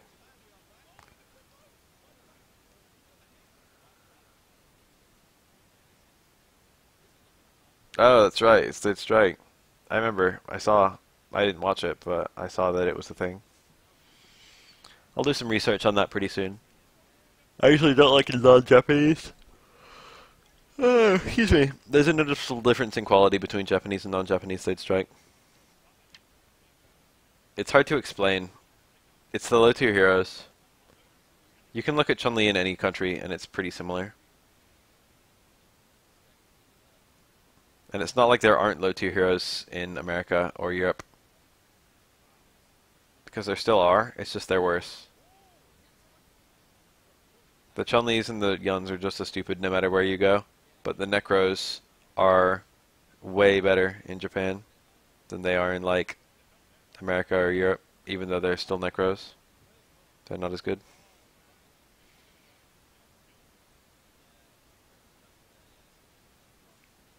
The skill level seems to be just higher in general in Japan too.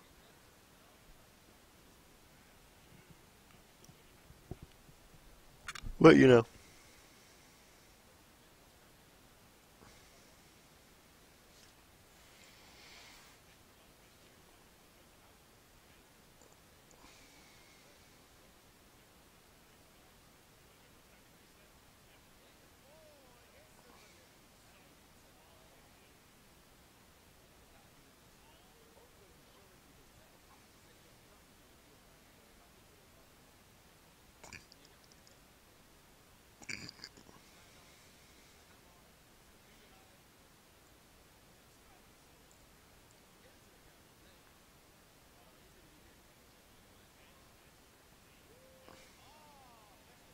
I guess he probably needed that ice to hit last.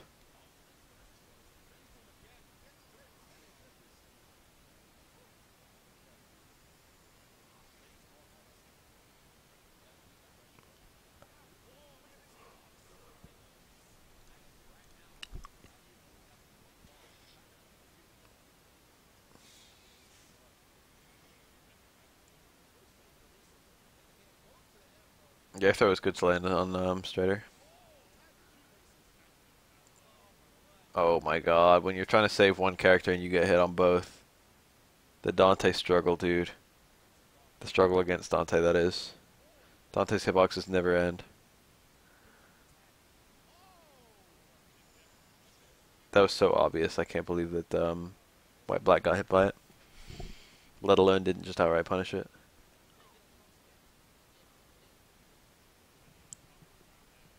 It was 100% going to be a tag there. It had to be timed right, non-obviously, if if it was going to work. But he just timed it like with no timing at all.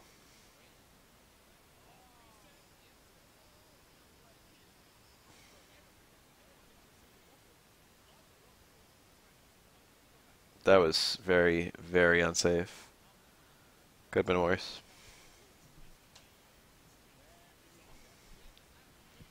Strider has like giant hitboxes too. Strider stand hard punch hits from like half screen. And hard kick combos from like any connect of hard punch.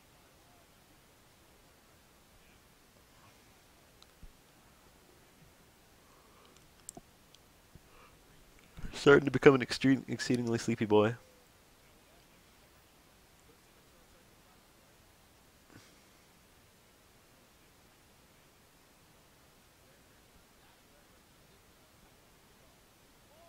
Cheap. Flight gives you real easy instant overhead low mix-ups. Because you can cancel it real fast and it gives you like overhead chains that work on crouching opponents.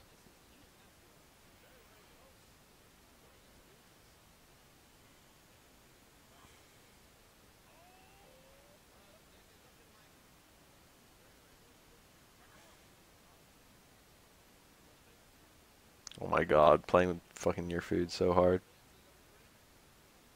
This is like the opposite of straight into level 3. Oh my god. This is the beginnings of a giant choke. He shouldn't choke this though. But you know, this is it. This is the beginnings.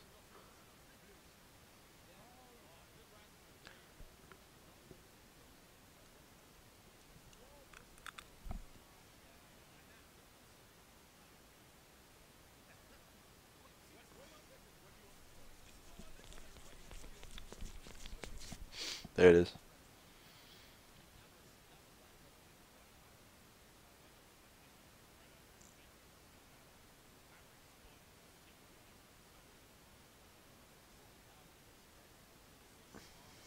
Maybe I will. Yeah, game has deeply comfy music for me. The SimCity port on Game Boy, or not Game Boy, on Super Nintendo is like maximal comfy.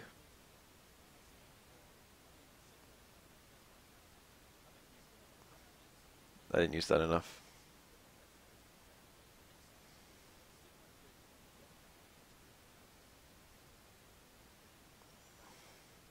How the fuck the OGG works.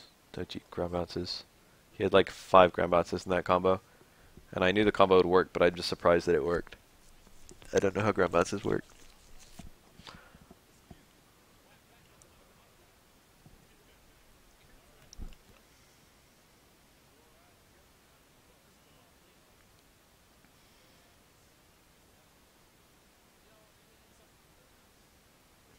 With wall bounces, it's like only one wall bounce no matter what causes it. With ground bounces, it's like you can only use each thing that causes the ground bounce once. I don't even know if it's like that. Iron Man doesn't have a ground bounce that I can think of. Chun-Li's ground bounces are air lightning legs.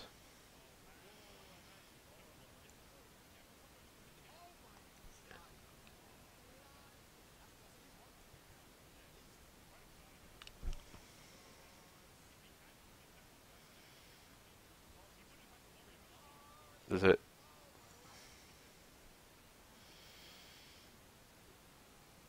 I'm real tired. Next match is last one. Shit.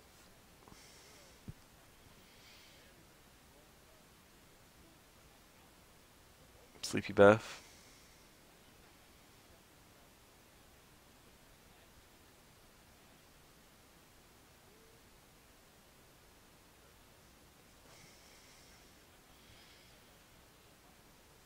Maybe I'll watch 1 AM after. Or tomorrow.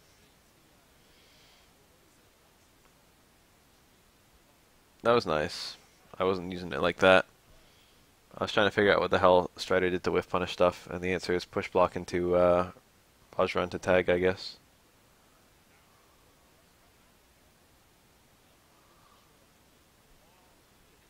Okay, so it is hard kick.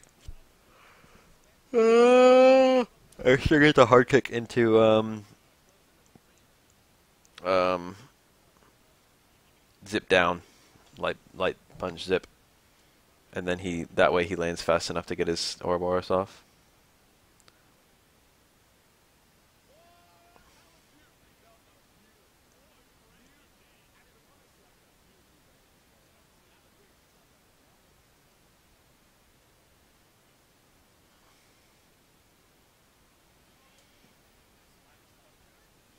This hurts.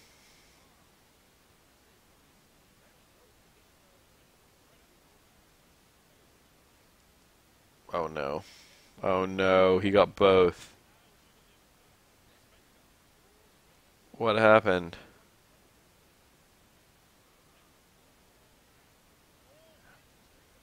How do you take that long a tag? Maybe he couldn't have. Sigma can't prevent this storm.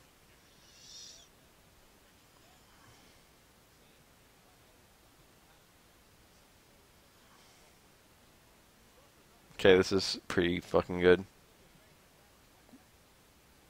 Oh, okay, never mind. Not looking good at all anymore.